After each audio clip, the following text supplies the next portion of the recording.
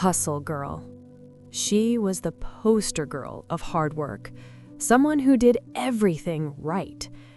She showed up early, stayed late, gave her best years to a career, believing that if she didn't succeed, then she simply hadn't worked hard enough. That was the rule. Effort equals success. And if you fall behind, the answer is always the same. Work harder. And then one day, that career stopped needing her. Just like that. Cost cutting.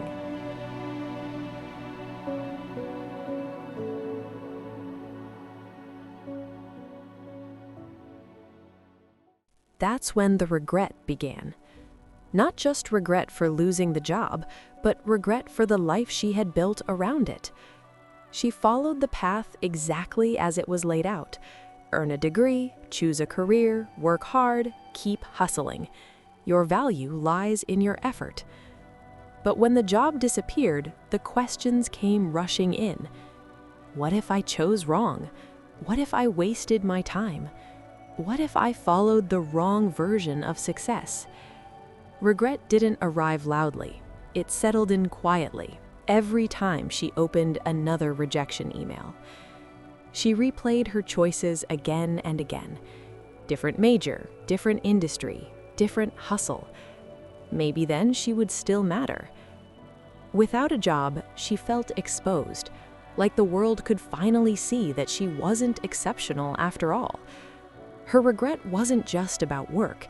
It was about who she thought she should have been by now. Eventually, the money ran out. She moved back home. To the world, this was failure, proof that she hadn't tried hard enough, that she was lazy.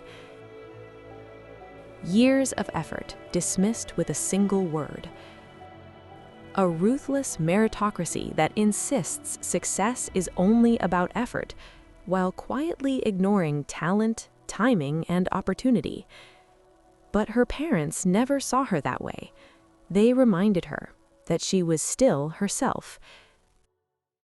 And that night, she dreamed. In her dream, she stood inside a small antique shop. Warm light, stillness. The sign read, "By lanterns glow. May what remains teach more than what was lost." She woke the next morning and saw an ad for the same place. The coincidence felt impossible to ignore. Something inside her didn't say, "This will fix everything," only that she needed to go. Her mother said, "If that's where your heart is pointing, then go."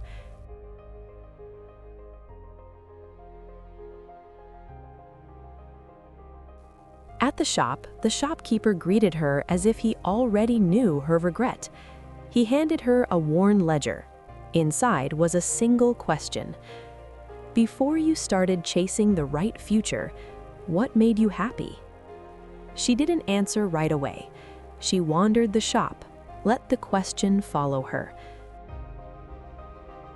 That night, alone, the memories surfaced slowly. Not promotions, not resumes. Flour on her hands, frosting smeared across the counter. A cake that wasn't perfect, but felt unmistakably right. Back home, she tried baking again, at first without expectations, just to see how it felt. And something surprised her. She wasn't forcing herself. She wasn't watching the clock. She wasn't trying to prove anything. Her hands moved as if they remembered. Colors and patterns came naturally. Ideas flowed without effort, not because it was easy, but because it was her. For the first time in a long while, work didn't drain her. It gave something back. She kept baking. One cake led to another, each one more confident than the last.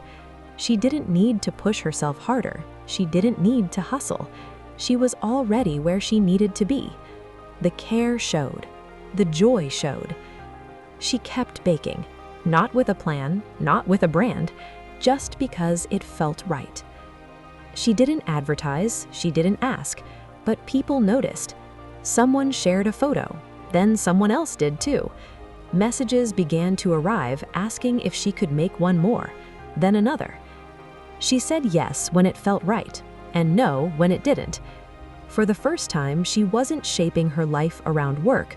Work was fitting into her life. The cakes began to travel further than she ever had, through timelines, through screens, through quiet recommendations passed from one person to another. People didn't just talk about how they looked, they talked about how they felt. Care has a way of revealing itself, and alignment has a way of being recognized. Orders became steady, enough to support herself, enough to move forward on her own terms. She didn't feel like she had made it, she felt like she had arrived.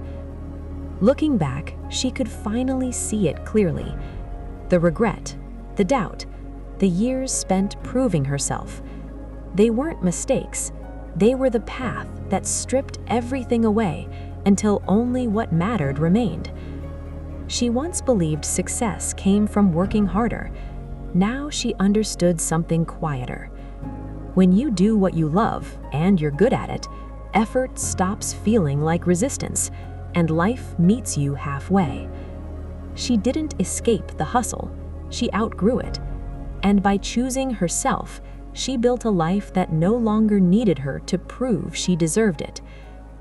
Sometimes, the life you're meant for begins the moment you stop chasing the one you were told to want.